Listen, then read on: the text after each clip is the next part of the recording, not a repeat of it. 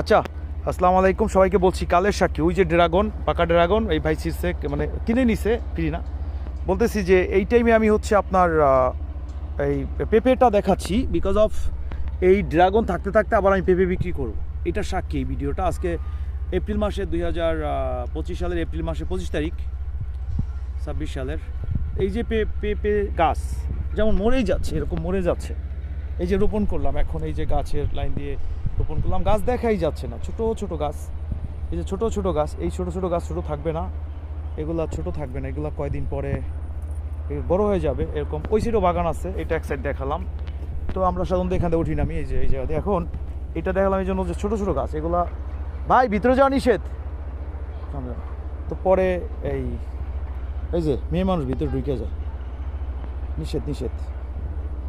তো এই এই যে করলাম ছোট ছোট পেঁপে গাছ। এটা দেখানোর একটাই কারণ, সেটা হচ্ছে যে ফিউচারে যে এই গাছগুলো বড় হয়ে যাবে, গাছ ভর্তি গোড়া থেকে ফল শুরু, যেমন ফলটা না এই সোজা থেকে শুরু হবে, এই জায়গা থেকে গাছটা মোটা হয়ে যাবে।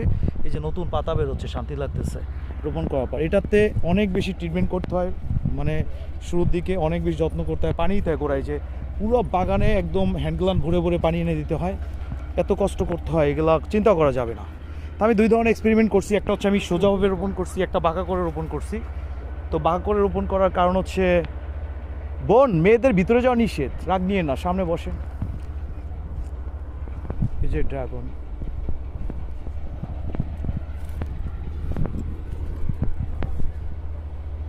এটা হচ্ছে পেঁপে রোপণ করেছি।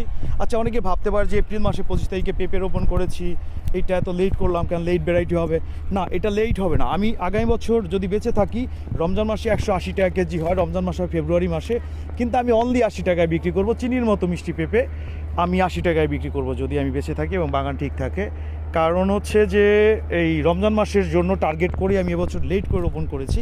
যদি আমি জানুয়ারিতে রোপণ করতাম তাহলে রমজান মাসে ফল কম থাকতো। আমি এবছর চাচ্ছি যে আগামী রমজান মাসে যারা রোজাদার থাকবে তাদের জন্য যেন আমি ন্যায্য মূল্যে, মানে নামে মাত্র মূল্যে প্রোডাক্ট বিক্রি করতে পারি। কারণ ওই সময় এবছর রমজান মাসে 180 টাকা কেজি ছিল, 180 থেকে 200 টাকা কেজি ছিল। আমি সেই সময় কি করেছি, অনলি 80 টাকা বিক্রি করছি আমার এই মিষ্টি পেঁপে। তাও দৈনিক 200-250 কেজি 150 কেজি এরকম বিক্রি করছি। তো অনেক মাল, অর্থাৎ 2-2.5 মণ 5 মণ পর্যন্ত বিক্রি করছি দৈনিক। এবছর বলতে নেক্সট 27 সালের রমজান মাস যে ফেব্রুয়ারি মাসে আসতেছে, যদি আমি বেঁচে থাকি, আমি জানি না আমি বাঁচবো কি নেই কয়দিন, যদি বেঁচে থাকি তাহলে আমি 80 টাকা কেজি বিক্রি করব। যদি প্রাকৃতিক কোনো দুর্যোগ না হয়, আমার বাগানের কোনো ডিস্টার্ব না হয়, 80 টাকা কেজি বিক্রি করব। আমি জানি আগামী বছর রমজান মাসে দাম থাকবে 200 টাকা, 180 টাকা কেজি থাকবে পেঁপের, কিন্তু আমি ঠিকই 80 টাকা বিক্রি করব খুচরা লেভেলে, পাইকারদেরকে মাল দিব না।